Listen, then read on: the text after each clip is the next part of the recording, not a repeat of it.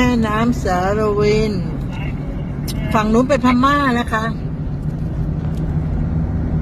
เรามาติดชายแดนพม่าค่ะแม่น้ำสารวินแม่ละเมิงแม่ละเมิงสวเรามาเที่ยวงานเรามาช่วยงานปฏิบัติงานทิพย์พอสวนะคะวัดสวนที่ท่าสองยางแม่ละเมิงตอนนี้กำลังเดินทางกับแม่น้ำเราผ่านแม่น้ำสารวินนะคะอีกฝั่งหนึ่งเป็นประเทศเพื่อนบ้านคือพม่าเมียนมา เมียนมาเมียนมาเมียนมา